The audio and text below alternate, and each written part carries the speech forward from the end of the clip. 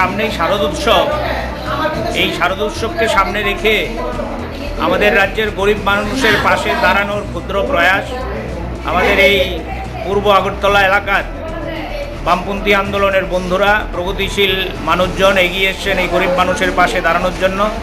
এবার এমনিতেই বন্যা বিধ্বস্ত গোটা রাজ্য, এবং আপনারা জানেন আমাদের চন্দ্রপুর, দক্ষিণ চন্দ্রপুর বন্যায় বিধ্বস্ত হয়েছে, মানুষ অসহায় অবস্থায় আছেন।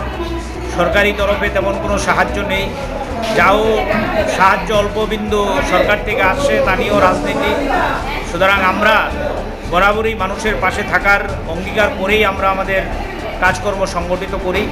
এবারও প্রতিবারের ন্যায় শারদোৎসবকে সামনে রেখে আমাদের এই এলাকার সকল অংশের প্রগতিশীল, গণতান্ত্রিক এবং বামপন্থী আন্দোলনের বিভিন্ন স্তরের মানুষরা তাদের সাহায্যের হাত বাড়িয়ে দিয়েছেন এই গরিব মানুষের জন্য।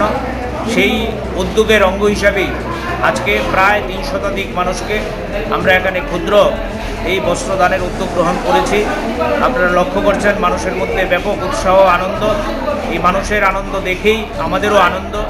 আমরা যেই কথা বিশ্বাস করি, মানুষের উপর আস্থা রাখাই হচ্ছে শেষ কথা। এই মানুষের উপর আস্থা রাখার যে আমাদের উদ্যোগ, প্রেরণা, তার থেকেই আমাদের এই ক্ষুদ্র প্রয়াস।